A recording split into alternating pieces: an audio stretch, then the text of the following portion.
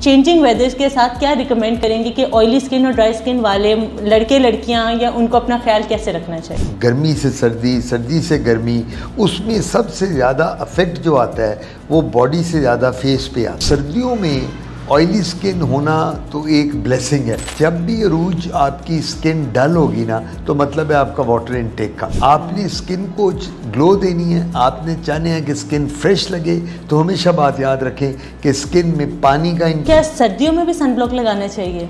Kitchen में जो ख़वातीन काम करती हैं वो सनब्लॉक यूज़ करें। सनब्लॉक जो होता है वो आपने जब भी लगाना है तो आपने सन में लगाना है। ये गर्मी सर्दी की बात नहीं, एक दफ़ा स्किन को छेड़ लिया तो ये फिर काम चलता रहे। अस्सलाम वालेकुम, उम्मीद करती हूँ आप सब लोग खैरियत से होंगे। पेन रिलीफ सीरीज़ के आज के एपिसोड में हम आपको वेलकम करते हैं।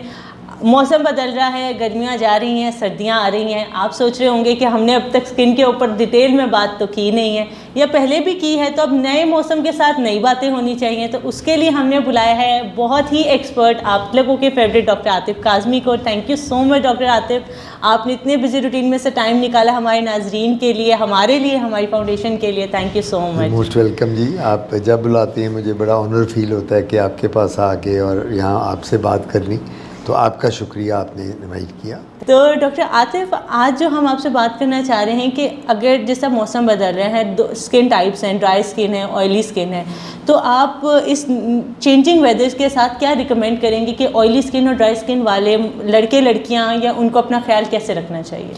बिस्मिल्लाहिर्रहमानिर्रहीम। देखिए, आपने कहा ना largest organ of the body है, बिल्कुल ठीक कहा। मैं इसमें एक और चीज़ ऐड करूँगा कि the skin of the face is the passport to the society. अब हमारा जो चेहरा है, जब हम लोग सुबह तैयार होते हैं, यानी ऑफिस में आना है, आपने आना है, मैंने अपनी कॉलेज यूनिवर्सिटी में जाना है, पढ़ाना है, तैयार, तो सबसे ज़्यादा फोकस चेहरे पे होता है हर शख्स का, जो जॉब करने जा रहा है, जो काम कर रहा है। तो इस वजह से जब ये वेदर चेंज होता है और जब भी मौसम गर्मी से सर्दी, सर्दी से गर्मी, उसमें सबसे ज़्यादा अफेक्ट जो आता है वो बॉडी से ज़्यादा फेस पे आता है। हर शख्स ने तो चेहरा देखना है। अब ये आप जो बात कर रही हैं अभी, oily skin, dry skin, medium skin, Allah ताला ने हर शख्स को डिफरेंट स्किन दी है। किसी की ऑयली स्किन होती है, वो आप जब हाथ लगाते हैं, स्किन को स्क्रैच करते हैं तो ऑयल, वो कहते हैं जी मेरी तो बड़ी ऑयली स्किन है, कोई कहते हैं बिल्कुल ड्राई स्किन है। तो सर्दियों में ऑयली स्किन होना तो एक ब्लेसिंग है। जब ड्राई स्किन हो जाती है तो मरीज़ कहता है जी अब तो मारे गए, अब तो हर वक्त इतनी खुश्क स्किन है, वो ख़ारिज करेगा, उसको एक्जिमा बन जाएगा, एलर्जीज़ हो जाएंगी। सो ऑयली स्किन वाले जो होते हैं ना, उन लोगों को फ़र्क नहीं पड़ता, क्योंकि सर्दी जब आएगी तो जो ऑयली स्किन नॉर्मली है वो भी नॉर्मल से ज़्यादा ड्राई हो जाएगी, क्योंकि सर्दी है, ड्राई स्किन है, पानी कम पिया जाता है, और पानी के अलावा हर वक्त धुंध रहती है, बादल रहते हैं, तो वो मौसम ऐसा है, धूप नहीं निकलती। लेकिन जो ड्राई स्किन के लोग हैं उनको फिर फ़ायदा ये होता है कि वो मॉइस्चराइजिंग क्रीम्स, लोशन, जेल्स वो लगाते हैं। हम उनको कहते हैं भाई अपनी स्किन को मॉइस्ट रखो ताकि ख़ारिश ना हो। एक्जिमा, जिसको उर्दू में चंबल कहते हैं, कल को चंबल ना बने। ये ना हो कि आप कहें डॉक्टर साहब मेरा तो मुंह में सारी चंबल, जिस्म पे चंबल हो गई है, बॉडी भी मेरी ड्राई हो गई है। तो उसमें हम फिर मरीज़ों को ये कहते हैं जिनकी स्किन ड्राई है कि आप लोग पानी ज़्यादा पिएँ, नंबर 1। नंबर 2, फ्रूट्स और जूसेस का इस्तेमाल ज़्यादा करें, जितना भी हो सकता है लिक्विड्स का इस्तेमाल ज़्यादा करें, ताकि आपकी चेहरे पे ग्लो रहे।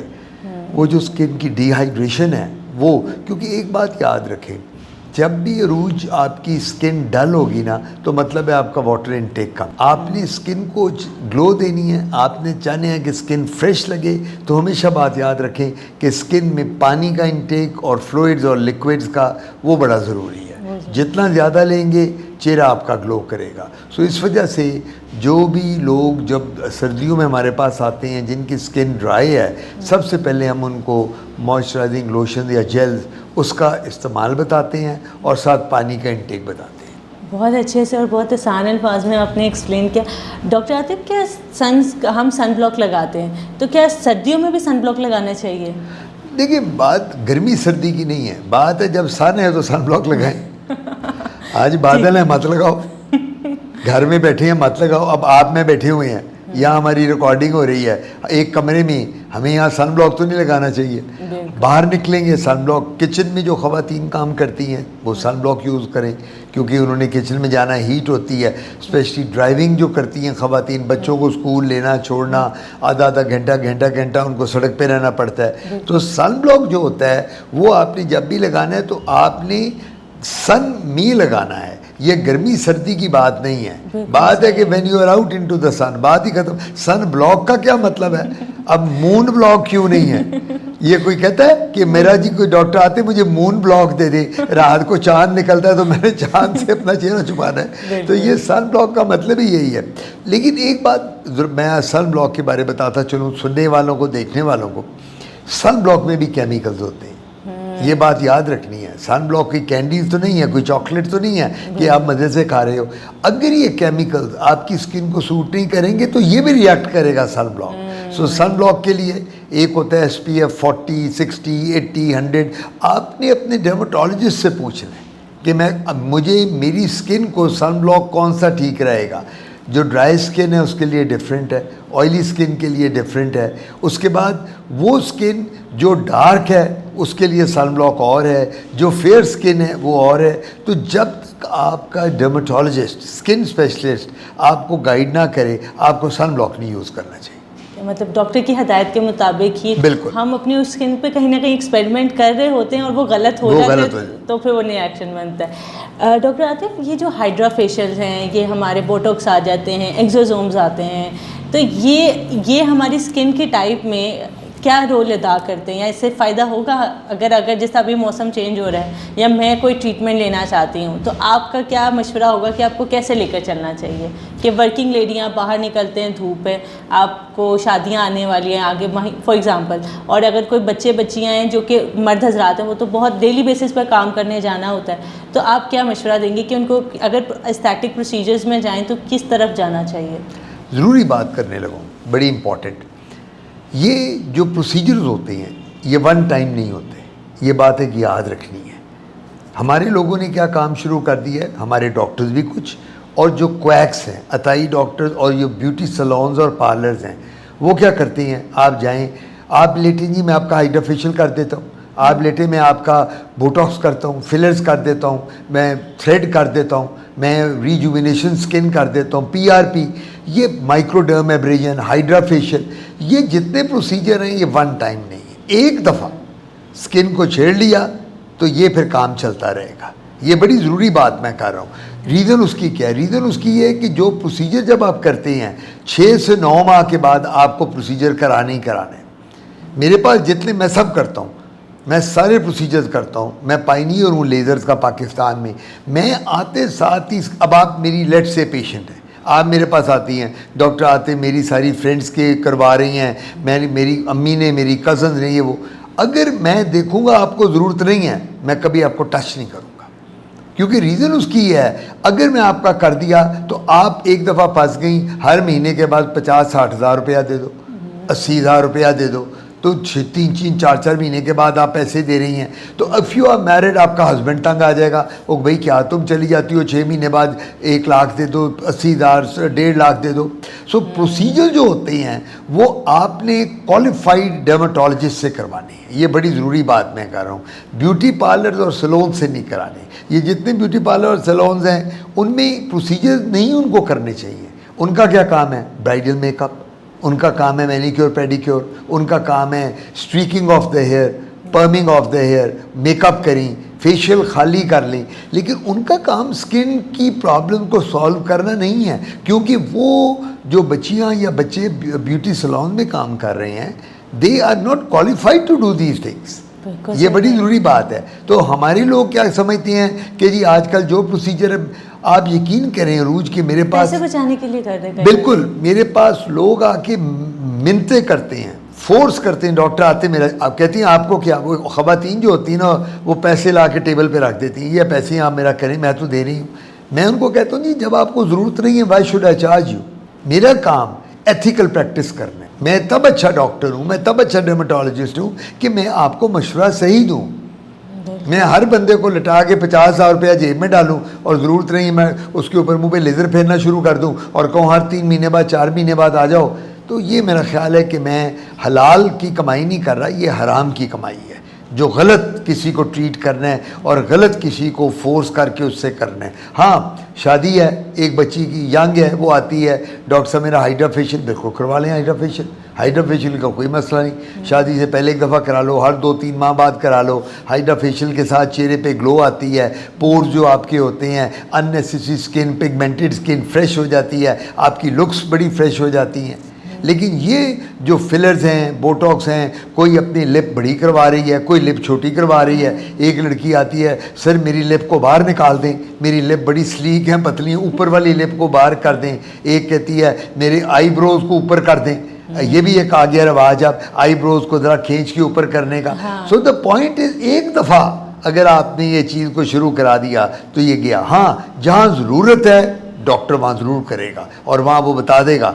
अब किस सिंपल है दैट, चिकन पॉक्स है जिसे लाखड़ा काकड़ा कहते हैं, एक्नी है जिसको कील महासे कहते हैं, अगर ये एक बंदे को होते हैं उसके बाद स्कार मुंह पे आ जाते हैं, गड़े पड़ जाते हैं, पंजाबी में कहते हैं खड्डे पड़ जाते हैं, उसका इलाज है PRP करते हैं, CO2 लेज़र करते हैं, हम रिजुविनेशन लेज़र करते हैं, हाइड्रा फेशियल करते हैं। अगर ये 10-20 साल बचपन के भी पुराने हो तो वो सब चले जाते हैं। लेटेस्ट हमारे पास, मैं खुद कर रहा हूँ, 20 क्या 30 साल एक बच्चे को बचपन में 4 साल की उम्र में चिकन बॉक्स हुआ था, स्कार हैं, या 8 साल पे, और 20 साल बाद भी आता है तो स्कार ठीक हो जाए। ये तो लेटेस्ट चीज़ आ गई है। गिरते बाल, यंग बच्चे, आजकल बच्चे आते हैं, डॉक्टर साहब मेरी तो उम्र 16 साल है, माँ कहती है इसकी तो मेरी बच्ची के बाल गिर गए हैं। तो अगर वो बच्चों के बाल गिर रहे हैं, एंड्रोजेनिक एलोपेशिया जेनेटिक है, PRP करते हैं, 4 सेशन में सब बाल आ जाते हैं। अब तो हमारे पास हर चीज़ की ट्रीटमेंट है, कोई आप नाम लें तो ये हम ट्रीटमेंट करते हैं।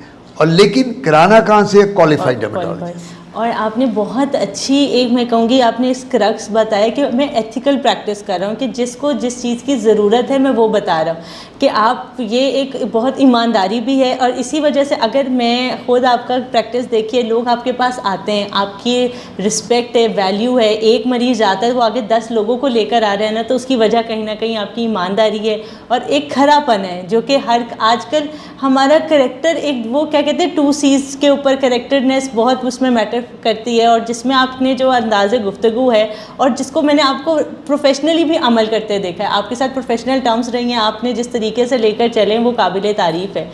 तो बात देखिए ना, सबसे बड़ी बात है अल्लाह ताला ने हर शख्स की किस्मत में रिस्क लिखा हुआ है, ये हम एग्री करते हैं।